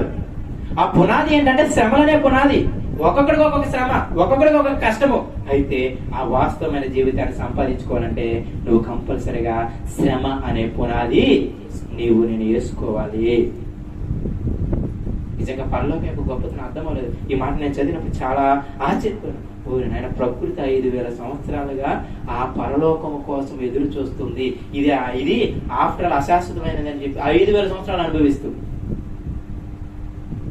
ఇక మనకు వచ్చే శ్రమ నిజంగా ఈ కాలి గోటు కూడా సరిపోయేవి కాదు పరలోకానికి. నిజంగా చెప్తున్నాను, మనకి ఏ శ్రమ, మీరు భూలోకంలో ఎంత పెద్ద శ్రమను తీసుకుని పరలోకం ముందు పెట్టండి, అది దాని కాలి గోటికి కూడా సరిపోదు ప్రియమైన దేవుని పిల్లరా. అందుకే పౌలు గారు ఈ మాట చెప్పాడు కాబట్టి పౌలు గారు ఆ జీవితానికి అనుభవించగలిగారు. నిజంగా చూడండి ఏం చేస్తారు. అపోస్తుల కార్యాలు మనందరికీ తెలిసిన మాటలే కదా. అపోస్తుల కార్యాలు 14వ అధ్యాయము. అపోస్తుల కార్యాలు 14వ అధ్యాయము 5 నిమిషాల్లో నా మాటను ముగించి వేస్తాను. అపోస్తుల కార్యాలు 14వ అధ్యాయము 19వ వచనం నుండి 22 వచనాలు నేను చదువుతాను. మీరు చాలా జాగ్రత్తగా ఆలోచించండి. ఇవన్నీ ఎప్పుడు మీరు విన్న మాటలే, కానీ చాలా జాగ్రత్తగా ఆలోచించండి ఈ సమయంలో. ఏమంటున్నాడు చూడండి. అంత్యోకయ నుండి ఈకొనియ నుండి యూదులు వచ్చి జనసమూహమును తమ పక్షముగా చేసుకుని పౌలు మీద రాళ్ళు రువి అతడు చనిపోయిన అనుకుని పట్టణము వెలుపలకు అతను ఈడ్చిడి. ఏంటంట అక్కడ సందర్భం ఏంటి తెలుసా? పౌలు గారు విజయవాడలో వాక్యం చెప్పారు. తర్వాత ఏం చేశాడంటే అక్కడ ఏంటంటే హనుమాన్ జంక్షన్ లో వాక్యం చెప్పాడు. 3వసారి ఏం చెప్తున్నాడంటే నూజివీడు వచ్చి వాక్యం చెప్తున్నాడు. ఇప్పుడు ఏమయ్యారు అంటే ఈ నూజివీడులో వాక్యం చెప్తుండగా ఆ విజయవాడలో వాళ్ళు, ఆ హనుమాన్ జంక్షన్ లో వాళ్ళు, మళ్ళీ ఈ నూజివీడులో వాళ్ళు ముగ్గురు కలిసి వచ్చి పౌలు గారిని ఏం చేశారు తెలుసా? రాళ్లతో కొట్టి ఏం చేశారంట? ఈడ్చిరి. అంటే మీకు అర్థం అవ్వాలి, అక్కడ ఒక మాట వాడతాడు, చచ్చిపోయాడు అనుకుని ఈడ్చివేశారంట. అంటే మీకు అర్థమవుతుందా? చచ్చిపోయాడు అనుకునే విధముగా కొట్టారు అంటే, ఒక కుక్కను లాగినట్టు లాగారు అంటే ఆయన ఎన్ని దెబ్బలు తగిలి ఉంటాయి, ఎంత పను ఊపిరితో ఉంటాడో మీరు ఆలోచించండి. మీరు అక్కడ విజువల్లోకి వెళ్ళాలి కంపల్సరీగా. ఒక వ్యక్తిని ఈడ్చుకుని వెళ్తున్నారంటే వాడిని ఓపిక లేదు, వాడికి ఏదో కొన ప్రాణం ఉన్నట్టే, అంతేనా కదా? కొన ప్రాణం లేకుండా వాడి ఎనర్జీ ఉంటే పరిగెత్తేవాడు పౌలు. రాళ్ళతో కొడుతున్నాడు, లేకపోతే వీళ్ళు కొడుతున్నారు కాబట్టి ఆయన పరిగెత్తేవాడు. వాళ్ళు లాగుతుంటే ఆయననే విడిదేసుకుని వెళ్ళిపోయేవాడు. అవునా కదా? కానీ వాళ్ళు కుక్కను లాగినట్టు ఈడ్చుకొని వెళ్తున్నా ఆయన ఏమి అనకుండా ఉన్నాడు అంటే, వాళ్ళు కొట్టిన వాళ్ళే వీడు చచ్చిపోయాడు అని వదిలేసి వెళ్తున్నారు అంటే ఆయనలో నాకు తెలిసి చలనము కూడా ఉండదు. ఒకసారి ఆ విజువల్లోకి వెళ్ళండి దేవుని దయచేసి. అంత లావున కొడితే అంటే చచ్చిపోయాడు కూడా వదిలేసి వెళ్ళిపోయారు అంటే, కుక్కని ఈడ్చినట్టు ఈడ్చారు అంటే ఎంత శ్రమ మీరు ఆలోచించండి. అందులో ఇసుమంతైనా మనకు రాలేదు. నిజంగా పౌలు గారు జీవితం ఆలోచించినప్పుడు ఆ యొక్క మాట చెప్పడానికి ఆయన అర్హులయ్యారు. నేనేమంటానంటే, రోమపత్రికలో ఆ మాట చెప్పింది పౌలు గారే. అంటే ఆయన మైండ్ లో ఉన్నది ఏంటంటే, అరే ఈ సృష్టి 5,000 సంవత్సరాలకి శ్రమ అనుభవిస్తుంది పరలోకం కోసం, ఆఫ్టర్ ఆల్ నేను ఉండేది 60 సంవత్సరాలు, నేను శ్రమ అనుభవించకపోతే ఎలా అని ఆయన అది మైండ్ లో పెట్టుకుని పరిగెత్తుంటాడు. లేకపోతే ఆయన నోటంటే ఆ మాట రాదు. ఆ మాట చెప్పింది ఎవరు? అరే నా నీ భూలోకంలో వచ్చే శ్రమలన్నీ కూడా పరలోకం కాలు గోటి కొట్టి సరిపోని చెప్పింది ఎవరు? పౌలు గారే రోమపత్రికతో. ఆయనే కదా మళ్ళీ ఏమంటున్నాడు, అరే మీకేదో పెద్ద శ్రమలు, అమ్మో ఇన్ని సంవత్సరాలు, నాకు 10 సంవత్సరాలని ఈ శ్రమ పోవట్లేదు, 20 సంవత్సరాలని ఈ శ్రమ పోవట్లేదు, 30 సంవత్సరాలని ఈ శ్రమ పోవట్లేదు, నేను పుట్టినప్పుడు నాకు ఈ శ్రమలు పోవట్లేదు, నువ్వు ఏదో పెద్ద అంటున్నావు. అరే బాబు అదే 5,000 సంవత్సరాలకి దానికి శ్రమలు పోవట్లేదు, పైగా నాకు 20 సంవత్సరాలు 30 సంవత్సరాలకి ఇది శ్రమ పోవట్లేదు, అందుకే నేను దేవుని పని చేయట్లేదు అంటే, అక్కడ ఆయన అంటున్నాడు 5,000 సంవత్సరాలకి దానికి శ్రమ ఉన్నా మూసుకొని దేవుని పని చేస్తుంది. మన పరిభాషలో చెప్పాలి అంటే ఆ మాట ఆయన ఎందుకు చెప్పాడో ఆ మాటను అలాగే ఫాలో అయ్యాడు. చూడండి, చచ్చిపోయి ఇలా కొట్టిన ఆయన చేసిన పని చూడండి. అయితే శిష్యులు అతని చుట్టూ 20వ వచనము, అయితే శిష్యులు అతని చుట్టూ నిలిచి ఉండగా అతడు లేచి పట్టణములో ప్రవేశించి మరునాడు బర్నబాతో కూడా దెర్బేకు బయలుదేరిపోయెను. వారు ఆ పట్టణంలో సువార్త ప్రకటించి అనేకులను శిష్యులుగా చేసి తర్వాత లుస్త్రకును మళ్ళీ ఈకొనియకును అంతియొక్కను తిరిగి వచ్చి ఏ ఊర్లో అయితే కొట్టినా మళ్ళీ ఆ ఊరికి వెళ్ళారు. మీకు అర్థమవుతుందా? ఆశ్చర్యం చూడండి. ఎందుకు? ఏ ఊర్లో ఇప్పుడు నేను అదే అన్నాను, ఒకసారి నువ్వు నేను పడేసి కొట్టారనుకోండి వాక్యం చెప్పినందుకు, మళ్ళీ ఆ ఊరి సై వెళ్తావా? నువ్వు వెళ్ళకపోగా ఎవడైనా కరపత్రిక పడుకొని రోడ్డు మీద వచ్చాడనుకో, ఊరే ఆ ఊరు మాత్రం వెళ్ళమాకరా సాగు కొడతారని చెప్పి వాళ్ళు కూడా వెళ్ళము. అటువంటి రకమ్మా. కానీ ఈయన చూడండి ఎంత ధైర్యం అంటే, ఏ ఊర్లో అయితే కొట్టాయో ఆ ఊర్లోకి వెళ్తున్నాడు. ఎందుకు వెళ్తున్నాడంటే, ఆయన కొట్టినప్పుడు ఎవరున్నారు? శిష్యులందరూ అతని చుట్టూన్నారు. యేసయ్యను నమ్మిన వారందరూ అతని చుట్టూన్నారు. సో ఎక్కడ మళ్ళీ వీళ్ళ హృదయాలు బలహీనమైపోతాయో, ఎక్కడ వీళ్ళ హృదయాలు మళ్ళీ దేవుని నుండి దూరం అయిపోతాయి అని చెప్పి ఆయన మళ్ళీ ఏ ఊరినైతే కొట్టాయో ఆ ఊరికి వెళ్ళి శిష్యులందరి హృదయం ఏం చేస్తున్నాడంట చూడండి. అక్కడ శిష్యుల మనస్సులను దృఢపరిచి, 22వ వచనం, శిష్యుల మనస్సులను దృఢపరిచి ఒక మాట అంటున్నాడు చూడండి, అనేక విశ్వాసమందు నిలకడగా ఉండవలననియు, ఏదో రాళ్ళతో కొట్టారు కదని ఈయన దేవుడే కాదని అనకూడదని దాని ఉద్దేశం. ఏదో మెడ మీద కత్తి పెట్టారు కానీ ఈయన దేవుడే కాదని అనకూడదని దాని ఉద్దేశం. మీకు అర్థమవుతుందా? మా బంధువులు మా ఇంటికి రావట్లేదు, మా బంధువులు నన్ను పెళ్లికి పిలవట్లేదు, నా బంధువులు నన్ను పేరెంట్ అని పిలవట్లేదు, కాబట్టి వాళ్ళ దగ్గరికి ఇలా ఏసే దేవుడు కాదు, మీ వాడు కూడా దేవుడే అంటే అది విశ్వాసం మీద నిలకడలేని తత్వం. సో ముందు ఆయన అంటున్న మాట ఏంటంటే, విశ్వాసం మీద నిలకడగా ఉండి తర్వాత అనేక శ్రమలను అనుభవించి మనము దేవుని రాజ్యములో ప్రవేశింపవలనని వారిని హెచ్చరించను. బతిమాడకూడదు. అంటే మీకు అర్థమవుతుందో లేదు, ఎక్కడైతే ఆయన కుక్కను కొట్టినట్టు కొట్టి చనిపోయారు అనుకున్నా సరే, ఆయన మరునాడు లేచి దులుపుకొని వేరే ఊరు వెళ్ళి ఏ ఊరైతే కొట్టారో ఆ ఊర్లోకి వెళ్ళి మళ్ళీ అక్కడ విశ్వాసులకి ఏం చేస్తున్నాడంట, మీరు ఇలా నన్ను కొట్టారు కదా అని చెప్పి మీరేదో భయపడిపోయి ఏసిన దేవుడు కాదనుకోమాకండి, అనేక శ్రమలు అనుభవించి మీరు పరలోకం వెళ్ళాలి, విశ్వాసం నిలకడగా ఉండాలి. అంటే మీకు అర్థమవుతుందా? పౌలు గారి దృష్టిలో పరలోకం ఎంత గొప్పగా ఉందో మీకు అర్థమవుతుందా? వాస్తవమైన జీవితం సంపాదించుకోవడానికి ఆయన ఎంత గట్టిగా పునాది వేసుకుంటున్నాడు అర్థమవుతుందా? ప్రాణాన్ని సైతము కూడా పణంగా పెట్టి పునాది వేసుకుంటున్నాడు. దేనికోసం? ఆ వాస్తవమైన జీవమును సంపాదించుకోవడానికి. మీకు అర్థమవుతుంది లేదా? కానీ ప్రియమైన దేవుని పిల్లరా, వాళ్ళు ఏమో బుర్ర లేని వాళ్ళు కాదు. చాలా జాగ్రత్తగా చెబుతున్నాను మీకు. అని అంటాడు తెలుసా, ఫిలిప్పీయులకు రాసిన పత్రిక ఏమంటాడు తెలుసా, ఏ విధమైన చేతనైనను నేను మృతుల పునరుద్ధానం పొందవలనని సమస్తమును పెంట తెచ్చుకున్నాను అంటాడు. ఏంటంట? ఏ విధమైన చేతనైనా సరే నాకేం కావాలి? మృతుల పునరుద్ధానం అంటే ఏంటి? పరలోకం. అంతేనే కదా? అంటే ఏదన్నా నాకు ఇంకేం పని లేదంటే, నన్ను చంపేది, నా ఆస్తిని లాగేసుకుని నన్ను ఏదైనా చేసేది, ఆయనకి ఏం కావాలంట? మృతుల పునరుద్ధానం అనగా ఆ వాస్తవమైన జీవితము నాకు కావాలంతే. ఆ వాస్తవమైన జీవితమును సంపాదించుకోవడానికి నేను పునాది వేసుకోవాలంతే. అందుకే కొరింథీ పత్రిక 2వ పత్రికలు అంటాడు. చివరి మాట ముగించి వేస్తాను చూడండి. కొరింథీయులకు రాసిన 2వ పత్రిక 4వ అధ్యాయము. కొరింథీయులకు రాసిన 2వ పత్రిక 4వ అధ్యాయము 16వ వచనము నేను చదువుతాను. 4వ అధ్యాయము 16వ వచనం నేను చదువుతాను, మీరు చాలా జాగ్రత్తగా వినండి. మొత్తం పౌలు గారి మాటలు ఇవన్నీ. ఏమంటున్నాడు చూడండి. కావున మేము అధైర్యపడము, మా బాహ్య పురుషుడు కృషించుచున్నను, అంతర్య పురుషుడు దినదినమందు నూతన పరచబడుచున్నాడు. బాహ్య పురుషుడు అంటే శరీరము పోతుంది. వాక్యం చెబుతున్నాడు, తిండి లేదు, ఉపవాసాలు ఉన్నాయి, జాగరణాలు ఉన్నాయి. ఆడుంటది శరీరం మళ్ళాగే దునబోతులా ఉండదు, మళ్ళాగే బొక్కలు వేసుకుని నెగనెలాడుతూ ఉండదు. మరి అర్థమవుతుంది మీకు? అంటే బాహ్య పురుషుడు దినదినము నిశించిపోతున్నాను, అంతరంగ పురుషుడు దినదినం ఏమవుతున్నాడంట? అభివృద్ధి పొందుతున్నాడంట. అభివృద్ధి పొందుతూ ఇంకా నెక్స్ట్ చూడండి. మేము దృశ్యమైన వాటిని చూడక అదృశ్యమైన వాటిని నిదానించి చూస్తున్నాం. ఈ కట్టడాలు, ఈ మనుషులు, ఇవన్నీ దృశ్యమైనవి. వీటిని మేము చూసుకోవట్లేదు, వీటిని పట్టించుకోవట్లేదు. అదృశ్యమైన పరలోకం, నరకం, వీటన్నిటిని మేము నిదానించి చూస్తూ ఏమంటాడు చూడండి. క్షణమాత్రముండు మా చులకని శ్రమ మా కొరకు అంతకంతకు ఎక్కువగా నిత్యమైన మహిమ భారములు కలుగు చేయుచున్నది. ఏమనగా దృశ్యమైనవి అనిత్యములు, అదృశ్యమైనవే ఒక మాటలో కొట్టుపడేశాడు. నీకు కనిపించే కళ్ళ ముందు ఏదైనా తీసుకో, ఈ దృశ్యమైన అంతా కూడా అనిత్యము, అశాశ్వతము, అస్థిరము. దృశ్యము కానివి పరలోకము, దేవుడు, దేవదూతలు, సాతాను, నరకము, ఇవన్నీ కూడా శాశ్వతము, నిత్యము. అందుకే వాటికి పేర్లు ఏంటి తెలుసా? నిత్య నాశనము, నిత్య జీవము. జీవమయ్యా ఎప్పుడైతే నిత్యం ఉంటుంది, నాశనమయ్యా ఎంతకాలం అంటే నిత్యము ఉంటుంది. కానీ అక్కడ ఒక మాట వాడాడు, మీరు చూసారు లేదు? క్షణమాత్రం ఉండు చులకని శ్రమ.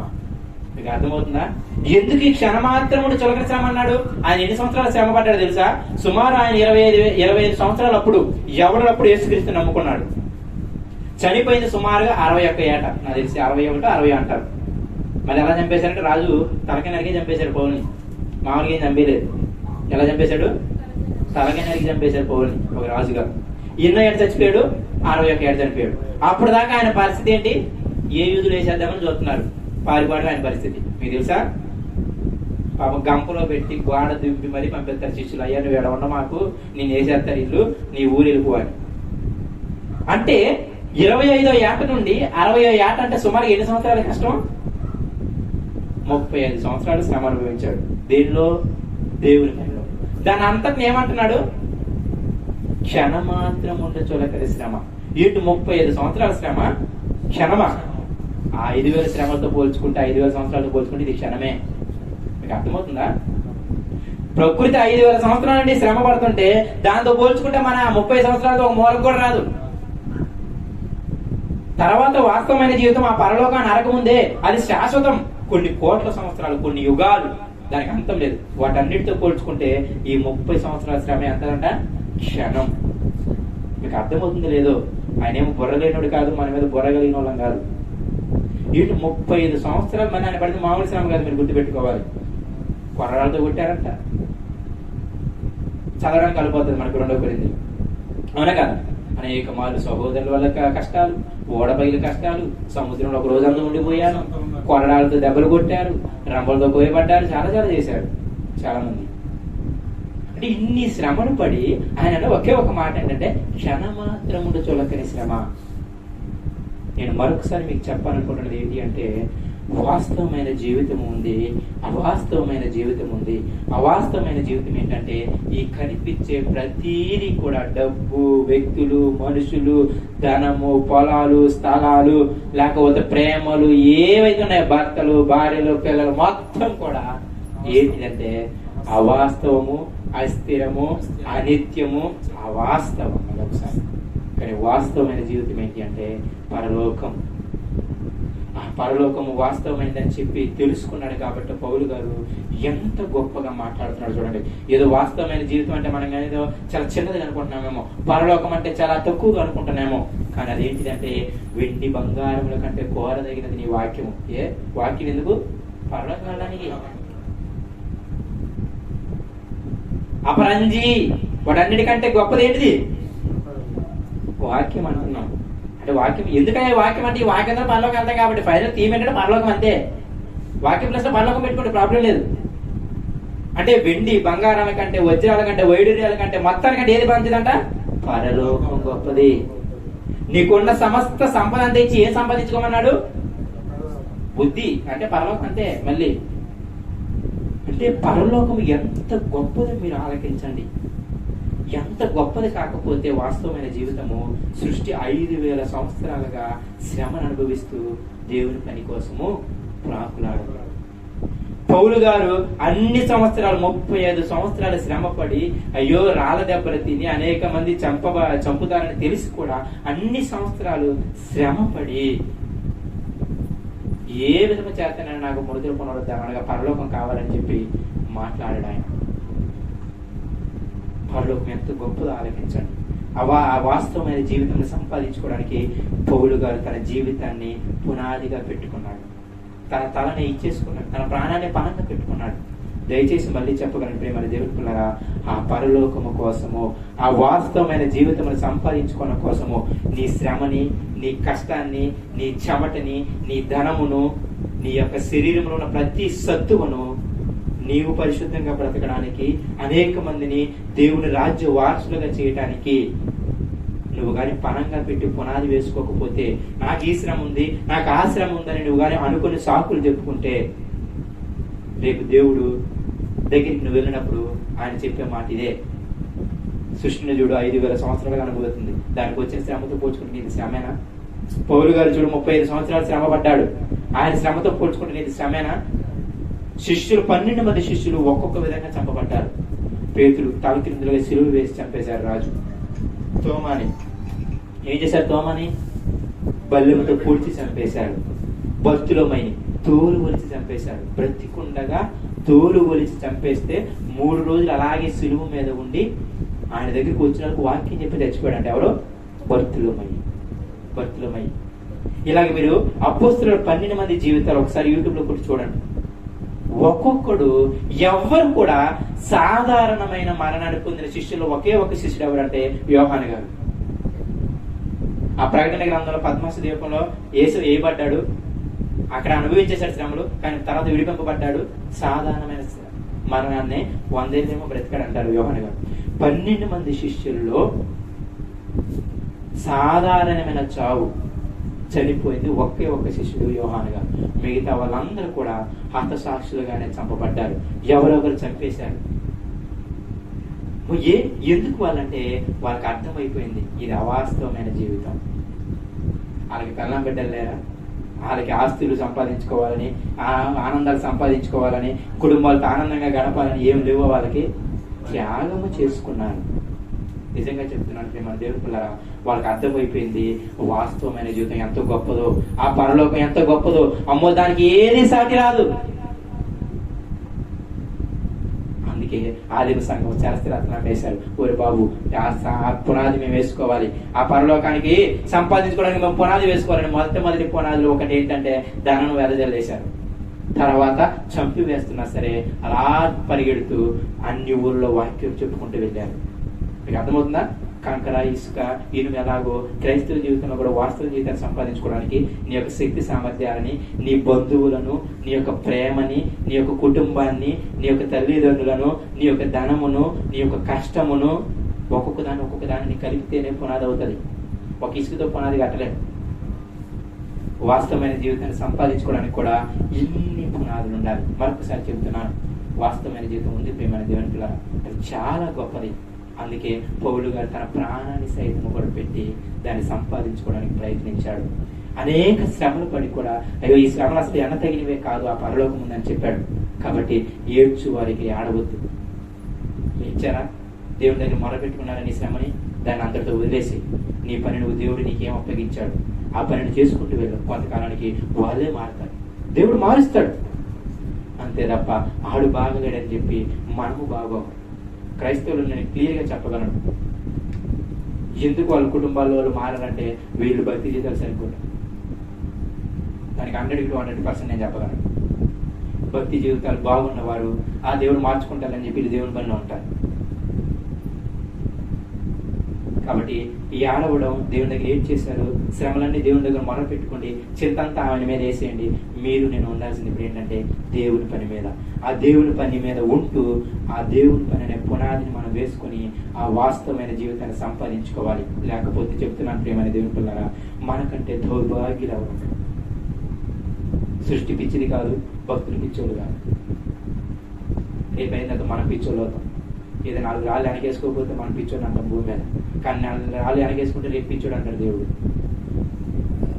చాలా డేంజరస్ ప్రేమ. పరలోకం అంత గొప్పదమైనది, చాలా విలువైనది. మీరు దాన్ని అనుభవిస్తున్నారు, దాన్ని రుచి చూస్తున్నారో లేదో నాకు తెలియదులే, కానీ భక్తులందరూ రుచి చూసేసారు. అందుకే ప్రాణాలు సైతం ఇచ్చేసారు. కాబట్టి శ్రమలని కష్టాలని అనుభవించుకుంటూ వెళ్దాం, దేవుని దగ్గర విన్నవించుకుంటూ వెళ్దాం, ఆయన మీద చిత్తాలను మోపుకుంటూ వెళ్దాం, కానీ దేవుని పని చేసుకుంటూ వెళ్దాం. దేవుడు నీకు ఇచ్చిన పని, నాకు ఇచ్చిన పని అర్థమవుతుందా? దావీదు తన తరం వారికి సేవ చేసి ఎలాగైతే నిద్రించాడో మనము మన తరం వారికి సేవ చేసి నిద్రించాలి. కాబట్టి దేవుని పనిని, మీకు అస్వస్థత ఉందనో, రోగాలు ఉన్నాయనో, ఇబ్బందులు ఉన్నాయనో, శ్రమలు ఉన్నాయనో ఎక్కువగా పోషణ చేసుకోవాలి, మంచిది కాదు. నిజంగా చెబుతున్నాను. ఎందుకంటే రేపు అదే మనకి శ్రమ. రేపు దేవుడు చెప్పుకుంటాడు, అంత కష్టంలో ఎంత వాక్యాన్ని ప్రకటించాడు ఆయన, ఇంత శ్రమలో ఇంత వాక్యాన్ని ప్రకటించాడని అనేక మంది ముందు నిన్ను మాదిరిగా పెడతాడు. అయ్యా నాకు జ్వరం వచ్చిందయ్యా, నేను అందుకే ఆ రోజు ప్రేయర్కి రాలేకపోయాను, నాకు వాక్యం చెప్పలేకపోయాను అన్నావు అనుకో, ఇంకొకరిని చూపించామంటారు తెలుసా, అరే వాళ్ళ కొడుకు చనిపోతేనే, వాళ్ళ అమ్మగారు చనిపోతేనే ఆ పాస్టర్ గారు వాక్యం చెప్పి తర్వాత వచ్చి దాన కార్యక్రమాలు చేశాడు, ఏందో వచ్చి శ్రమ పోల్చుకుని ఇది శ్రమ అని అడిగాడు అనుకోండి, ఎక్కడ పెట్టుకుంటాం మన తలకాయ? అవునా కదా? కుటుంబంలో ప్రాణం పోతేనే అది వదిలేసి వాక్యం చెప్పి పని చేసుకుని తర్వాత, నిజంగా అలాంటి సేవకులు ఉన్నారు. ఒకరోజు మీటింగ్కి నేను విన్నాను, ఎక్కడో మీటింగ్కి ఆయన టైం ఇచ్చినప్పుడు, ఆ మీటింగ్కి వెళ్తున్నప్పుడు వాళ్ళ అమ్మగారు ఎవరు చనిపోయారని తెలిస్తే మీటింగ్కి వెళ్ళి అక్కడ వాక్యం చెప్పి తర్వాత వచ్చి వాళ్ళ అమ్మ దహన కార్యక్రమాలు చూసుకున్నాడంట. ఇప్పుడు ఏం చెప్తారు చెప్పండి? ఒక చిన్న శ్రమకు, ఒక చిన్న కష్టానికి నువ్వు నేను ఇదే చేయలేకపోయి అలా చేయలేకపోయి అంటే, ఇప్పుడు వాడిని నీ ముందు పెట్టినప్పుడు నువ్వే చిన్నపుచ్చుకుంటావు, నీ నోటితో నువ్వే అంటావు నాకు వేయవలసిన శిక్ష సాబువే అని. నిజంగా ప్రియమైన దేవుని పిల్లరా, వాస్తవమైన జీవితాన్ని సంపాదించుకోనండి. ఈ లోకం అంతా కూడా నటనే. ఇంకా ఏదో అది ఇది ఇది ఇది ఇది ఆ డౌట్ ఈ డౌట్, నేను ఏంటన్నా అది పెళ్లి ఆ పెళ్లి ఈ పెళ్లి ఇది చేసుకోవచ్చు ఆడ చేసుకోవచ్చు అని తర్వాత ముందు నేను పరలోకం వెళ్ళే జాబితాలో ఉన్నాను లేదో చూసుకోమన్నాడు పౌలు గారు. అటువంటి స్థితికి వెళ్ళండి ప్రియమైన దేవుని పిల్లరా. ప్రతిరోజు సమయాన్ని వెచ్చించి వాక్యాన్ని చదవండి, సమయాన్ని వెచ్చించి ప్రార్థన చేయండి, సమయాన్ని వెచ్చించి దేవుని రాజ్య విస్తరణలో మీరు చేలు వేయండి, చుట్టుపక్కల వారికి చెప్పడానికి ప్రయత్నం చేయండి, అన్నిటికీ అందరికీ పరిచయం చేయడానికి ప్రయత్నం చేయండి. చిన్న మాట దేవుడు దీవించిన కాక కళ్ళు మూసుకుంటూ ప్రార్థన చేసుకుందాం. పరిశుద్ధుడా, ప్రేమ కలిగిన మా తండ్రి, మరొక మారు తండ్రి నాయన, మమ్మల్ని తండ్రి నాయన ఎంత గొప్ప తండ్రి నాయన ఆధిక్యతనిచ్చి ఎంత గొప్పగా మమ్మల్ని కాపాడుతూ వస్తున్న విధానం బట్టి నీకు వందనాలు చెల్లించుకుంటూ ప్రతి ఒక్క విషయంలో నాయన చెప్పబడిన వాక్య ప్రకారంగా ముందు నేను బ్రతకడానికి నాకు కృపను చూపించండి తండ్రి. నిజంగా తండ్రి నీ పనిలో ఎంతో కష్టముని, ఎంతో శ్రమని, ఎంతో తండ్రి నాయన బాధను అనుభవించడానికి కూడా నాకు కృపను చూపించండి. కష్టమైన, నష్టమైన, వ్యాధులైనా తండ్రి, రోగమైనా సరే నాయన, ఏ ఇబ్బంది ఉన్నా 1-2 రోజులే కానీ తండ్రి నాయన, నాయన నెలలు సంవత్సరాలు తండ్రి, ఆ ఇబ్బందిని బట్టి మేము నీ పనిని వాయిదా వేయకూడదు తండ్రి నాయన, సహాయం చేయండి తండ్రి నాయన. అయ్యా వాస్తవమైన జీవితం ఎంత గొప్పదో నాయన, అయ్యా మాకు వచ్చే శ్రమ అసలు ఎంత చిన్నదో మాకు అర్థమయ్యేలా చేయండి నాయన, మాకు సిగ్గు వచ్చేటట్టు చూడండి తండ్రి నాయన. అయ్యా ఈ సృష్టి నాయన 5000 సంవత్సరాలుగా తండ్రి నాయన ప్రసవ వేదన పడుతుంటే నాయన మాదంతా నాయన శ్రమ తండ్రి నాయన. అయ్యా అంత ప్రసవ వేదన పడుతూ కూడా అది ఆయన నీ పని చేస్తూ ఉన్నప్పుడు అయ్యా మేము ఎంతటి వారు తండ్రి, అటువంటి స్థితిలోకి మమ్మల్ని తీసుకువెళ్ళండి, అటువంటి పరిస్థితిలోనికి మమ్మల్ని తీసుకువెళ్ళండి అయ్యా తండ్రి. అయ్యో 35 సంవత్సరాలు శ్రమపడి అయ్యో క్షణ మాత్రం శ్రమ అన్నాడు తండ్రి నాయన. అయ్యో మేము తండ్రి నాయన మా శ్రమలు ఏం శ్రమలు తండ్రి నాయన. అయ్యో తండ్రి నాయన ఈ లోకము నన్ను గతించిపోతుంది నాయన, భర్త లేడు, భార్య లేడు, తల్లి లేదు, కుమారు లేదు, కుమార్తె లేదు నాయన. అయ్యో తండ్రి ఎప్పటికైనా మేము తండ్రి నాయన, అయ్యా మేము ఇప్పటికిప్పుడు నాయన నీవు వస్తే మేము తండ్రి నాయన పరలోకం మీద జాబితాలో ఉన్నామో లేదో మాకు తండ్రి నాయన కృపను దయచేయండి నాయన. అయ్యా మాకు ఆలోచన దయచేయండి. నిజంగా మేము వాస్తవమైన జీవితాన్ని సంపాదించుకోవడానికి అసలు మేము పునాది ఏమైనా వేసుకున్నామా, అసలు మేము ఏమైనా పునాది కలిగి ఉన్నామా లేదా అనేటటువంటి స్థితిని మాకు తెలియచేయమని అయ్యా ఎప్పటి నుండి అయినా సరే తండ్రి మా శ్రమలను తండ్రి నేను పక్కన పెట్టుకుని అయ్యా ఆ శ్రమలలోనైనా నీ రాజ్య విస్తరణ చేయడానికి మాకు కృపను దయచేయమని, ఇంకా ఎక్కువగా ప్రార్థన చేయడానికి, ఇంకా ఎక్కువగా వాక్యం చదవడానికి, ఇంకా ఎక్కువగా నీ రాజ్య విస్తరణ చేయడానికి మమ్మల్ని అందరినీ కూడా ప్రేరేపించమని అయ్యా. శరీరం కోసము మాత్రమే నిన్ను నమ్ముకునేటువంటి దౌర్భాగ్యమైన విశ్వాసులుగా మమ్మల్ని ఉంచకుండా నాయన గొప్పగా ఉంచుతారని నమ్ముచు తండ్రి నేను మరొకసారి వచ్చిన ప్రతి ఒక్క బిడ్డని జ్ఞాపకం చేసుకోండి. ఆయన నీ వాక్యం వినడానికి తండ్రి నేను ఇక్కడ అవకాశం ఇస్తున్నటువంటి తండ్రి నేను ఈ కుటుంబాన్ని కూడా జ్ఞాపకం చేసుకొని ప్రతి ఒక్కరికి వారికి రావాల్సిన ప్రతిఫలాన్ని తండ్రి నాయన మీరే దయచేయండి. ఆయన శ్రమలలో కష్టాలు ఇబ్బంది ఉంటుంది నాయన, కానీ దానిని తండ్రి నాయన నీ దగ్గర విన్నవించుకుంటూ తండ్రి నాయన త్వరితముగా నీ పని చేయడానికి కృపను దయచేయండి. ఆ విధముగా ప్రార్థించే స్థితినన్న మాకు దయచేయమని సహాయం చేయమని మరొకసారి ఇద్దరి గొప్ప విషయములను మాకును తండ్రి నేను మీరు తెలియజేసినందుకు మీకు వేలాది వందలాది స్థితులను తెలియజేసుకోండి. ఈ ప్రార్థన నాము తండ్రి ఆమేన్. తండ్రి దేవునుడి కుమారుని యేసుక్రీస్తు నుండి పరిశుద్ధాత్మ దేవునుడి కృపయు ప్రేమయు సమాధానము సంతోషము ఆయన సన్నిధి సహవాసము మనకును ఎవరైతే తమ కష్టమును తమ శరీరమును తమ ధనమును దేవుని పనికై పనంగా పెడుతూ పరిశుద్ధంగా బ్రతుకుతూ ఉన్నారో అటువంటి సకల పరిశుద్ధులకు కూడి వచ్చిన మనందరికీ ఎప్పుడును ఎల్లప్పుడూ సదాకాలం తోడైనగాక. ఆమేన్. అందరికీ వందనాలు.